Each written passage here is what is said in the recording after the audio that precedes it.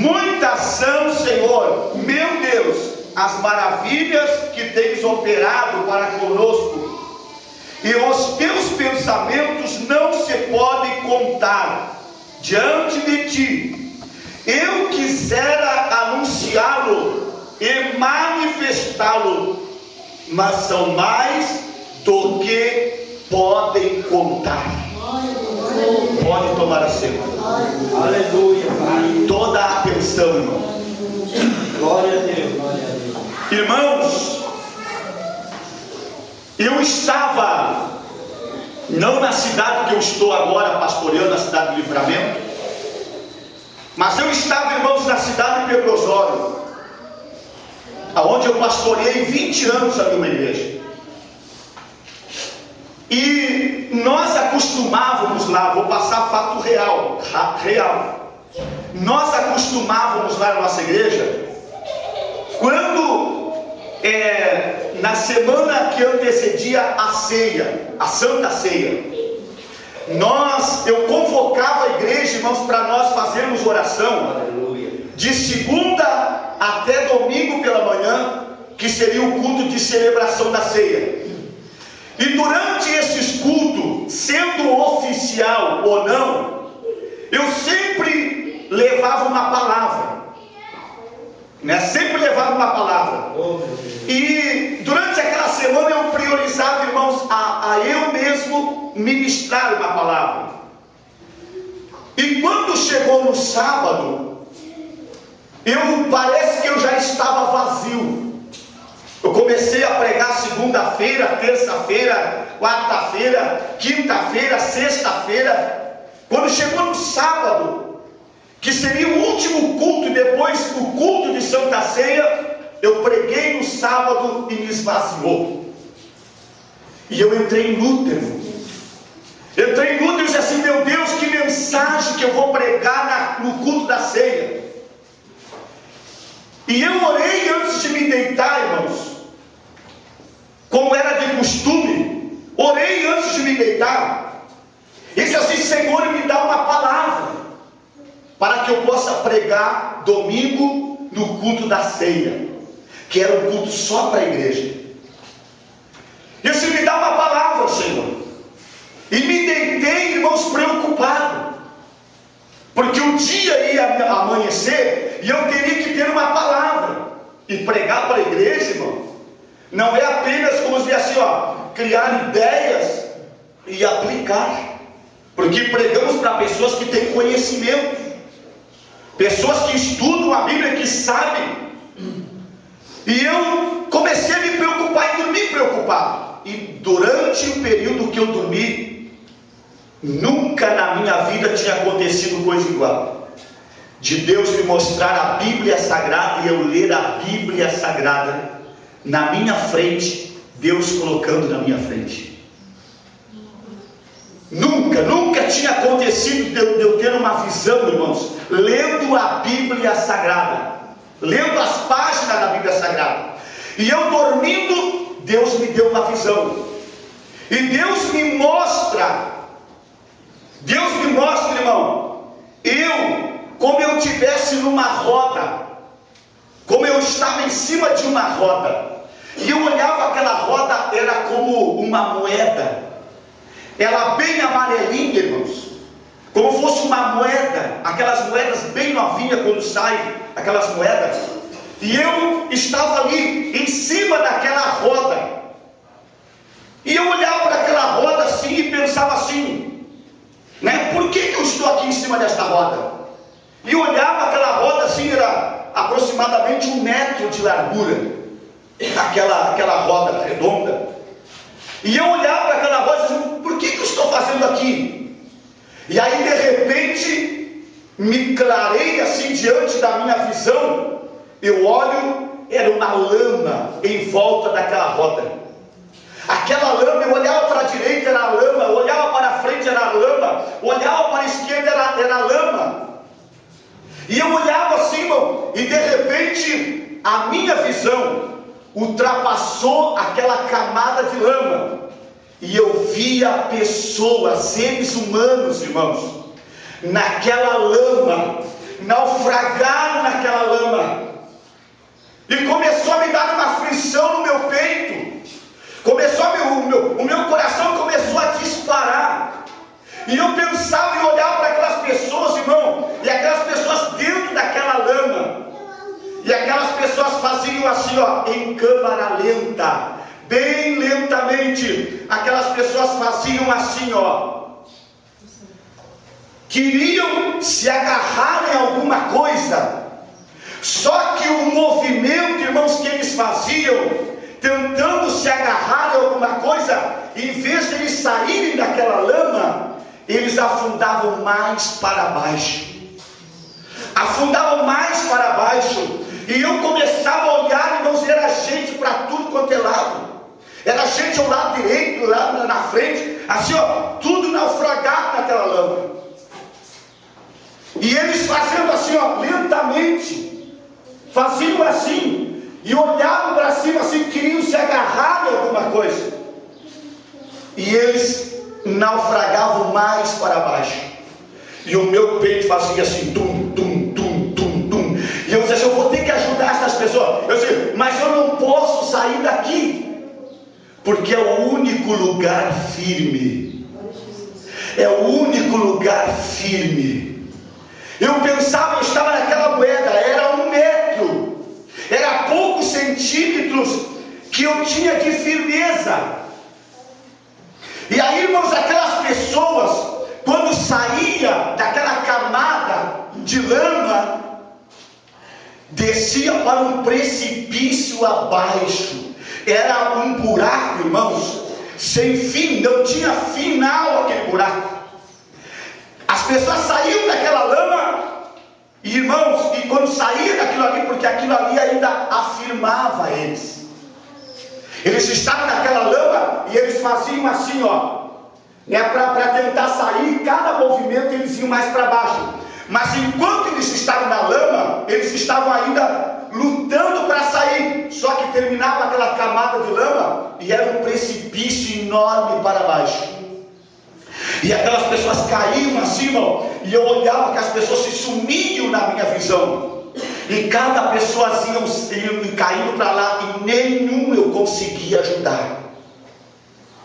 E aí, mediante essa visão que eu tenho, se abre a Bíblia diante da minha face e eu olho as páginas da Bíblia, o Salmo 40 e o verso 2. E Deus falou assim, é esta palavra que tu vai pregar para a minha igreja. Aleluia. Pastor Israel, eu nunca preguei tanto, porque eu preguei uma mensagem revelada, aquilo vinha diretamente do céu. Caiu um temor na igreja. Os irmãos e as irmãs começaram a chorar, porque eu contei uma visão, irmão, baseada na Bíblia. Caiu um temor, e os irmãos começaram, né, a chorar, e a glória de Deus se manifestou. Deus, irmão, olha, aquele culto estava difícil de dizer amém, amém, porque Deus nos envolveu de tal forma, porque o salmista disse assim, irmão, agora eu vou entrar na palavra. O salmista disse, ó, preste atenção, a visão, guarda ela no teu sentido. Amém? Mas o salmista disse assim, ó, tirou-me de um lago de lodo, de um tremedal de lama.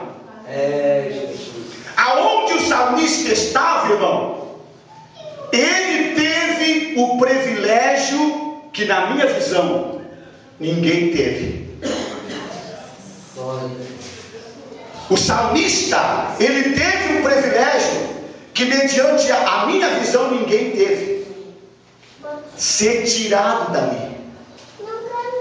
Porque imagine, irmãos, a aflição de uma pessoa lutando contra a própria morte.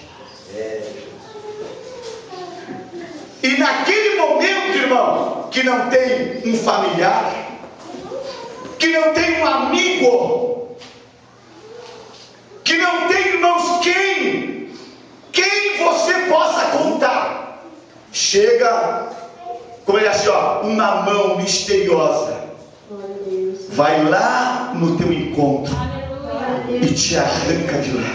Glória a Deus. Aleluia. O salmista, ele estava nesta situação, lutando com a vida. Aleluia. Ele estava lutando pela sua sobrevivência. Aleluia.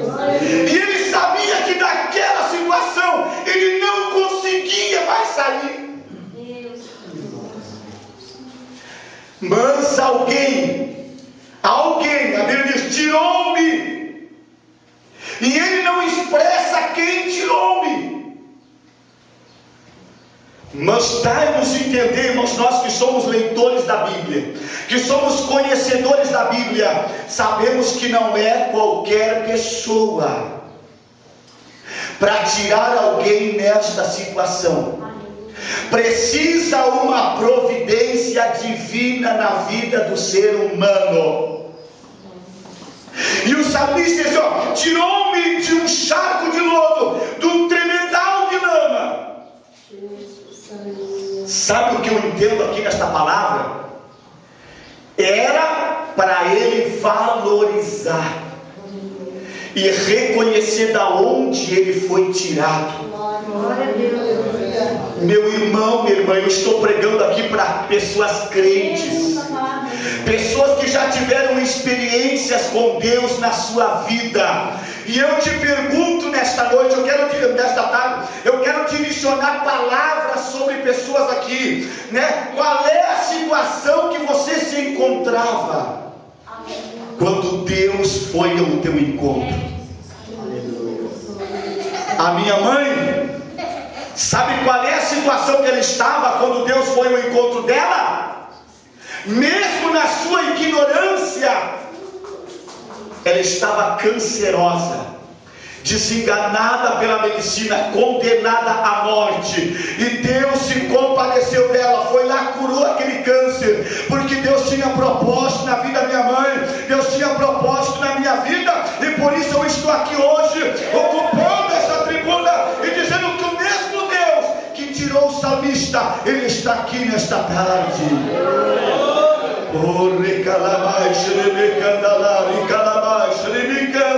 A palavra de Deus diz que o seu ouvido não está gravado e nem o seu braço está encolhido para que não possa salvar. Nem o seu ouvido está gravado, ele não é surdo.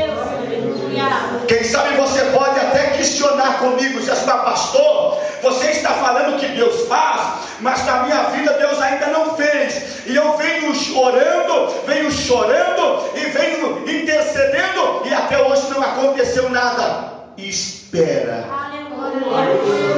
Porque o salmista dizia, esperei confiadamente pelo Senhor. Deus tem o seu momento de agir, irmãos. Deus não é precipitado, porque muitas vezes o ser humano se precipita. Há ser humanos, irmãos, que fica ocioso, fica preocupado, mas a Bíblia diz, não vos preocupeis nem com o que há de comer e nem o que há de vestir, porque Deus cuida de cada um de nós. Ele sabe cuidar, irmãos. E se Ele tem o cuidado, Ele sabe a hora do perigo, Ele sabe a hora da tua aflição, Ele sabe a hora da tua dor, Ele sabe a hora. Deus, irmãos, Ele não se precipita.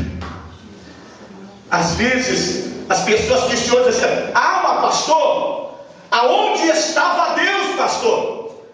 Que aquela criança foi atravessar uma rua e veio um carro desgovernado e tirou a vida daquela criança, pastor. Deus estava no mesmo lugar. Deus estava no mesmo lugar. Por que Deus não agiu, irmão? Porque Deus só ajuda quem pede a sua ajuda. Amém. Glória a Deus. Deus ajuda quem pede a sua ajuda. Às vezes Deus está querendo ajudar, mas a pessoa não está nem aí com Deus, não está nem aí, irmão, né? Tem pessoas, né, no vale da morte, e se a gente fala de Deus para ele diz diz: eu não preciso de Deus. Eu não preciso da ajuda de Deus. Tem pessoas assim. Pensa, eu como pastor já entrei dentro de hospital por pedido de familiares. E muitas vezes a gente vai, irmãos, por consideração. Porque eu gosto de orar por pessoas que a própria pessoa pede. Que a própria pessoa assim, ó, chama o pastor e ora por mim. Porque ele está necessitado, ele está com o coração preparado, aberto, para receber a palavra, para receber a oração e receber também o milagre. Aleluia. Porque Deus não faz nada forçado, irmãos. Deus faz por intermédio da nossa fé. Deus faz por intermédio, amém, da nossa crença, de nós confiarmos em Ele e entregarmos a nossa vida aos cuidados dEle. Aleluia. Mas às vezes, irmão, nós chegamos para orar por pessoas que estão entre a vida e a morte. A gente sabe que a gente vai terminar a oração e aquela pessoa vai partir. Mas eu já cheguei com a Bíblia Sagrada. Quando a pessoa olhou para a Bíblia, não olhou para mim, olhou para a Bíblia, virou o rosto para a parede. E aí, por obrigação, porque foi convidado por um familiar, como que nós vamos dizer assim: não, eu não vou orar por fulano, não vou orar por ciclano, pode ser ele quem for. Como que a gente vai dizer não? Mas muitas vezes, irmãos, eu recebi um não. Já entrei dentro de hospital, dentro de CTI, não de UTI, porque dentro de UTI a pessoa está inconsciente. A pessoa está em plena consciência, está ali mal entre a vida e a morte, mas está consciente. Decisão, direito, esse direito de escolha, livre-arbítrio. Deus, ele não arromba coração. Deus, ele não força a porta. Deus, ele bate na porta. Eis que estou à porta e bato. Se alguém ouvir a minha voz e abrir a porta, eu entrarei em sua casa, cearei com ele e ele comigo. Eu sempre digo uma coisa, irmão: o que Deus carece, o Deus soberano, ele tem carência. De que Deus tem carência? De comunhão. Deus, ele não é solitário. Deus, ele não gosta de solidão. Deus, ele quer abrir um diálogo muitas vezes para conversar com o ser humano. Glória a Jesus, aleluia. Mas às vezes, irmãos, o ser humano tapa os seus ouvidos, endurece o seu coração e tenta resistir a Deus. É isso, irmãos, acontece. Você está aqui consciente do que eu estou falando. Quem sabe você já teve experiência que eu tive também, de alguém resistir até o final. Tanto faz eu ir para o céu, para o inferno, para mim é a mesma coisa. Amém? Mas não é assim não. Porque infelizmente, irmãos, após a morte, o ser humano vai se deparar com uma realidade. Após a morte, direciona a nossa vida para uma eternidade, ou com Deus ou sem Deus. Não existe meio termo. Não existe meio termo, irmão. Depois de morrer não adianta orar, não adianta rezar, não adianta fazer rezar terço, fazer rezar missa, não adianta nada. Direcionou, está direcionado. A Deus cabe a direção, mas também Deus não é culpado de lançar alguém no inferno. Aleluia. Amém? Mas tem pessoas que resistem. Mas, irmãos, o salmista, ele diz assim: tirou-me. Ele sabia da onde Deus tinha tirado ele. E ele colocou um propósito, disse assim: se eu fui tirado, para lá eu não quero voltar mais. Se você estuda a Bíblia Sagrada, você acompanha os milagres que Jesus fez. Está registrado por toda a Bíblia ali no Novo Testamento. E por que tinha pessoas, irmãos, que eram curadas por ele e pediam permissão para Jesus para segui-lo? Me faz essa pergunta e responda essa pergunta. Por que na Bíblia Sagrada tem registro de pessoas que foram curadas, foram libertas e chegaram para Jesus e disseram assim: Jesus, permite eu te seguir? Sabe por quê? Porque com Jesus eles se sentiam seguros.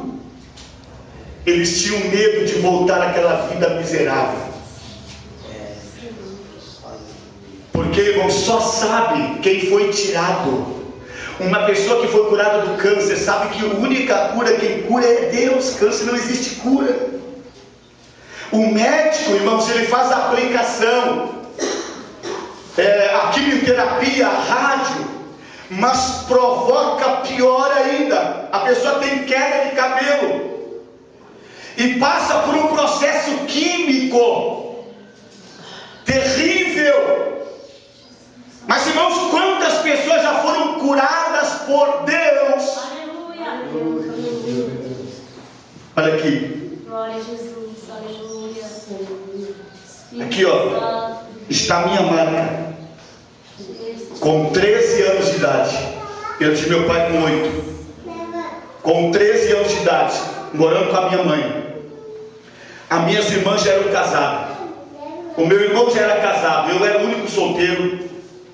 E com 13 anos, eu comecei a ter problemas de esquecimento. Estava estudando e tinha horas que a minha mente apagava. Eu não me lembrava o que eu estava fazendo, não me lembrava onde eu estava. E por momentos me dava quedas. Me dava, como dizia assim, eu me desligava o cérebro e aonde eu estava eu caía. E a minha mãe, por ser tradicional, católica e espírita, a minha mãe me levava em benzedores e pessoas que diziam assim: põe isso na cabeça dele, passa isso na cabeça dele. E eu sentia dores de cabeça terrível.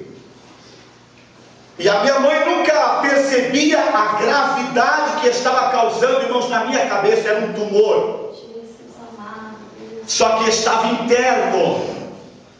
E começou a me atingir o cérebro. E uma tia minha, mesmo ela não sendo crente, ela orientou a minha mãe e disse assim: Horacilda, leve esse guri no médico, porque tu vai perder esse guri. E a minha mãe, irmãos, deu ouvido ao que a minha tia falou e me levou no médico. Quando eu cheguei lá, o médico começou, a minha mãe disse assim: doutor, ele sente dor de cabeça, ele tem crises, ele dá desmaio, ele se esquece aonde ele está, o que ele está fazendo, doutor. E o doutor começou a perguntar para mim, disse assim: o que tu sente? Eu disse: sinto dor de cabeça. E aí ele disse assim: eu vou apertar na tua cabeça e você me diz quando dói, aonde dói. E ele começou a apertar, irmãos, né? Você sabe que o crânio e a canela são os ossos mais resistentes do ser humano. Pode dar uma batida com a cabeça, a pessoa pode ter um impacto, mas o crânio, ele tem que permanecer ileso. São a parte mais resistente, irmãos, é o crânio e, como diz, a parte da canela. São os últimos ossos a serem destruídos de um corpo depois de sepultado. Mesmo em sepultura no chão. Só que o meu crânio já estava só na pele. E ele disse assim: eu vou apertar e você diz aonde dói. E ele começou a apertar, e ele apertava assim, dizia assim: dói aqui. Eu disse: não é aí, doutor. Dói aqui. Parece que era, mas eu sentia que não era. Eu disse: não, mas não é ainda aí, doutor. E ele foi examinando. Quando ele aperta em cima do tumor, Quando ele põe o dedo em cima do tumor, o dedo dele entra para dentro da minha cabeça. A minha cabeça já estava podre. E ele olhou para minha mãe e disse assim: olha, esse guri está com a cabeça podre. Vamos ter que marcar uma cirurgia imediata. E eu com 13 anos de idade, irmãos, dali a minha irmã mais velha deu entrada comigo até a entrada do bloco cirúrgico. E eu entrei para lá, me colocaram numa maca, me colocaram numa cama de roda e me conduziram lá para uma sala. E eu estava lá naquela sala, olhava para o teto, olhava na minha volta, era só máquinas, aparelhos. E aquele homem conversou comigo e disse assim: agora eu vou levantar os teus pés, você vai ficar com a cabeça para baixo. E ele deu uma manivela e assim levantou meus pés para cima, fiquei com a cabeça para baixo. Aí ele pegou um balde, irmãos, colocou debaixo, um balde de alumínio, colocou debaixo da minha cabeça, pegou uma mesinha e veio empurrando ela e colocou do meu lado. Eu olhei para aquela mesinha assim, era tudo quanto era tipo de ferramenta de cortes, alicate. E eu olhei para aquilo ali e pensei comigo: meu Deus, agora eu vou ser operado. Nunca tinha passado por uma experiência de cirurgia. E aí ele disse assim para mim: agora eu vou te aplicar uma injeçãozinha, vai doer um pouquinho, mas logo em seguida vai aliviar, vai passar. E ele me aplicou na náusea, né? Me aplicou aquela injeção. E depois que ele aplicou aquela injeção, ele me deu um jornal. E ele abriu aquele jornal na minha frente. Quando eu fui fixar os olhos, eu acho que o jornal caiu no meu peito, porque aquilo ali era para provocar anestesia. E aí, irmãos, eu passei pela cirurgia, abriram a minha cabeça, tiraram todo aquele tumor, todo aquele processo, colocaram um dreno na minha cabeça. E eu comecei a passar por 2 curativos por dia, curativo de manhã, curativo à tarde. E eles raparam o meu cabelo, faziam assim, um boné de coisa, botavam na minha cabeça e colavam um espaladrapo assim no meu rosto. Eu não aguentava mais. Quando eu ia 2 vezes por dia tirar aquele espaladrapo, eles puxavam, né? E aí eu passei.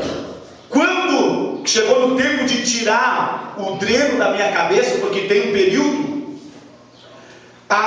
eu ia no hospital e eles faziam curativo e mandavam para casa. E o dreno estava sugando o meu cérebro. Estava já me dando problema novamente no cérebro. E já estava cicatrizando, já estava fechando aquela cirurgia. E eles não tiravam o dreno dentro da minha cabeça. E o médico perguntou para a enfermeira padrão, disse assim: você já tiraram o dreno da cabeça desse rapaz? Assim, não, doutor. Disse assim: mas como? Por isso o cabelo nunca mais criou. Ficou como cicatriz para o resto da minha vida. Mas tem coisas, irmãos, que Deus permite para nós nos lembrarmos da onde Deus nos tirou. Aleluia. Tem coisas que nós vamos carregar para o resto da nossa vida, como uma marca, para que Deus, como Deus dissesse para mim e para você, assim, olha para essa cicatriz, olha para isso, você vai se lembrar e você nunca mais vai querer voltar atrás. Aleluia. Foi isso que o salmista quis dizer nesta palavra, irmãos. Tirou-me de um charco de lodo, de um tremedal de lama, de um lugar horrível. Aleluia. E eu quero pregar para a pessoa sábia. Eu quero pregar para a pessoa sábia. E te dou um conselho: não espere passar por situações para ter que tomar uma decisão. Às vezes o ser humano resiste a Deus, irmão. Às vezes o ser humano resiste à vontade de Deus. Às vezes Deus quer te dar livramento de situações que você não sabe o dia de amanhã. E Deus, que é onisciente, Ele conhece todas as coisas, onipresente, Ele está em todo lugar, onipotente. mãos. Aleluia. Glória. Ele quer nos dar livramento. E muitas vezes Ele nos adverte. Ele fala conosco em sonho. Aleluia. E eu quero dizer nesta tarde, tem pessoas aqui nesta tarde que você já foi advertida. Pessoas que o Espírito de Deus me mostra que você já teve sonhos terríveis, de coisas que poderão, se Deus não agir, trazer consequência ou trazer problema, quem sabe até mesmo que é assim, irrecuperável. Mas Deus nesta tarde te trouxe aqui, por intermédio desta palavra, por instrumento do pastor João Cavaleiro, que passou por estas experiências com Deus, para dizer para você: não espere. Sabe por quê, irmão? Porque a pessoa sem Deus se torna uma presa fácil nas mãos do inimigo. O ser humano sem Deus, ele se torna uma presa fácil. Ele não tem refúgio, ele não tem aonde se abrigar. Por isso que o salmista ele fala lá no livro de Salmo, capítulo 27, o 37, ele diz: o Senhor é o meu refúgio. Ele tinha um lugar de se refugiar. Aleluia. E eu quero dizer nesta noite, nesta tarde, corra para os braços do Senhor. O mais depressa que você puder. Faz como a palavra de Deus diz: achegai-vos a Deus, e Ele vos se chegará a vós. Começa hoje a dar o primeiro passo. Quem sabe você nunca se decidiu. Quem sabe até você é frequentador de igreja. Quem sabe até mensagens já te comoveram. Você foi para casa, quem sabe pensativo, preocupado, mas não mudou o curso da tua história. Mas nesta tarde eu quero dizer: esta palavra vai impactar a tua vida. Esta palavra vai calar no teu coração e você não vai conseguir esquecer ela.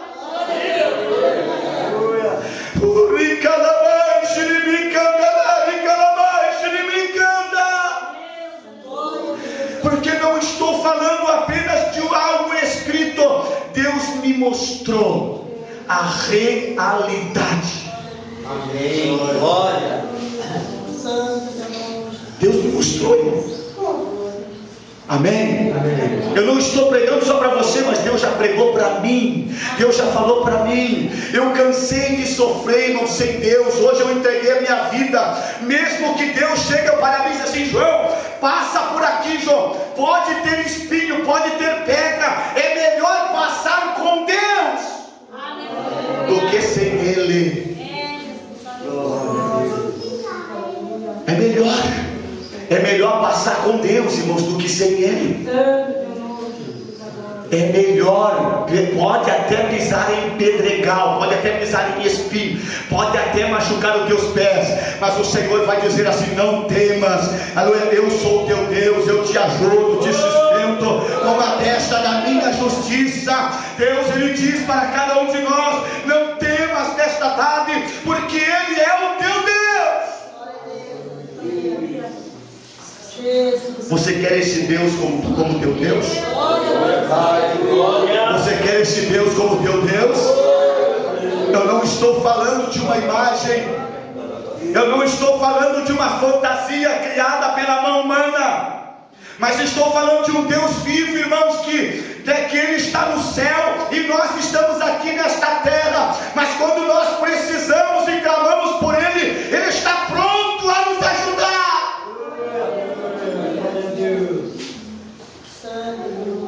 Muitas vezes as pessoas questionam a nossa fé. Sabe por quê? Porque dentro das nossas igrejas não tem imagem de escultura. E eles perguntam assim: qual é o Deus que vocês servem? Me apresentem esse Deus. Uma certa oportunidade, já vou encerrar, estou me controlando porque o horário lá nos espera. Uma certa oportunidade, um pastor pregava para um ateu. E aquele ateu não acreditava em Deus, não acreditava no diabo, não acreditava em nada.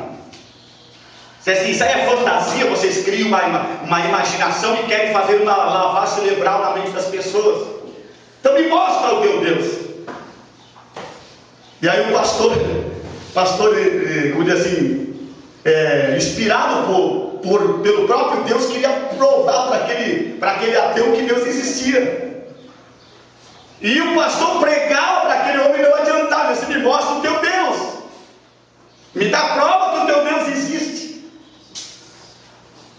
E aí o pastor pregava para ele assim: o que eu vou fazer para convencer este homem?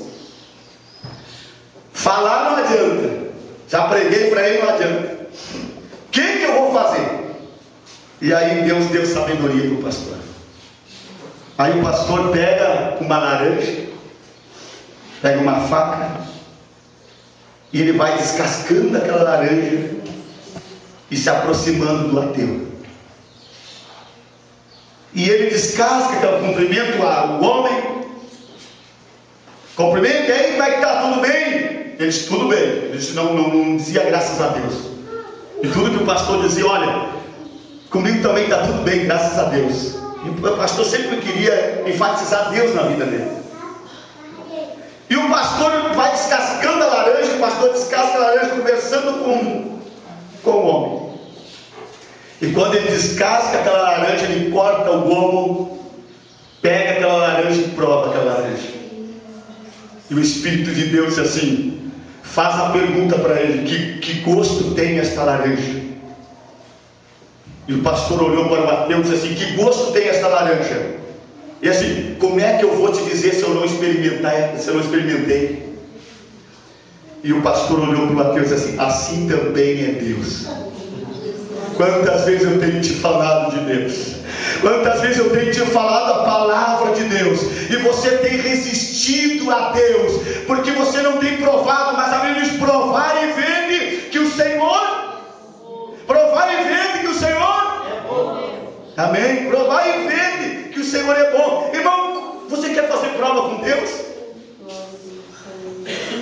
Ah, pastor, não, eu não quero fazer prova com Deus. Mas Deus te deixa provar. Eu, na minha ignorância, quando a minha mãe estava doente, eu olhava para o céu e disse: Deus, aonde tu está? Deus, será que tu existe, Deus? Me dá uma oportunidade para que eu chegue em casa, porque eu ia procurar socorro, carro. A minha mãe mora a 3 quilômetros da cidade. E a minha mãe entre a vida e a morte.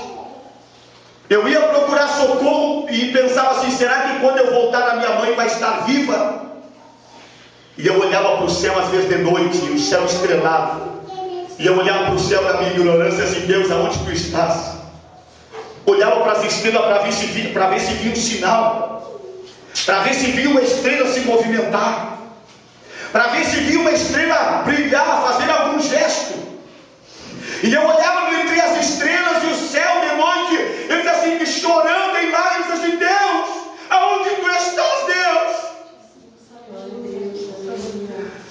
Se tu existes, Deus, deixa eu voltar e te encontrar a minha mãe viva.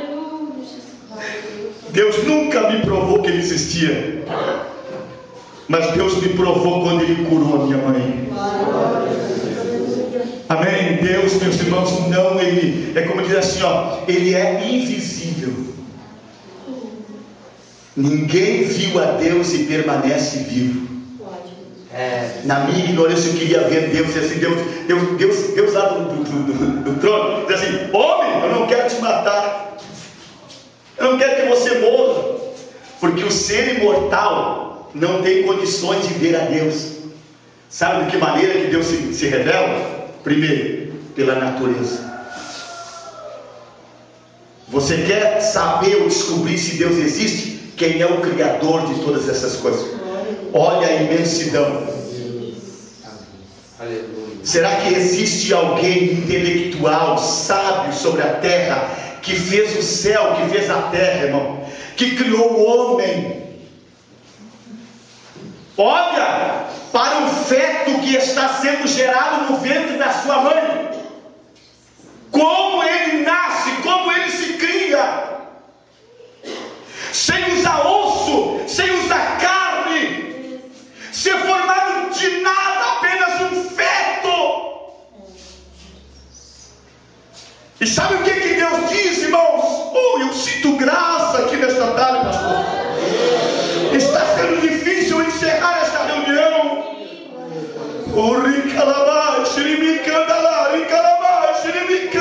Existe um manancial aqui nesta tarde.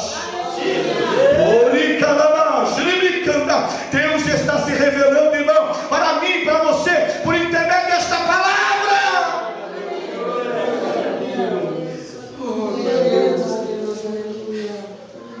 Senhor. Aleluia, aleluia, aleluia, aleluia. Como Deus se revela por intermédio da natureza, irmão. Quem é que criou todas essas coisas belas? Quem é que veste o lírio dos campos? Que a Bíblia diz que nem o próprio Salomão, com toda a sua riqueza, se vestiu como Deus veste eles. Quem é que alimenta os pássaros? Que você pode mover um pássaro morto, mas foi por uma pedrada, foi por um acidente, mas ele não morre de fome. Deus cuida dele e alimenta ele. Diz a Bíblia que ele não trabalha, ele não compra fiado. Contudo, Deus o cuida. Será que Deus não tem cuidado de você? Quem sabe você te questiona assim, mas Deus não tem cuidado de mim. Para um pouco, reflete os livramentos, as vitórias que Deus já fez na tua vida, que Deus já fez na tua família. Irmãos, eu poderia até voltar a ser ateu, mas eu não teria desculpa de dizer que eu não tive experiências com Deus, que apenas uma lucidez provocada por uma emoção. Eu não tenho desculpa de sair de cima deste altar aqui e questionar a existência de Deus, e que o céu existe, que o céu é lugar para aqueles que servem a Deus. Não tem desculpa, irmão. E a mesma coisa é com você. Você pode até tentar usar argumento, mas você não vai ter, porque Deus vai ser glorificado cada vez mais por intermédio da tua vida. Vamos se colocar em pé. Eu quero passar a palavra ao pastor.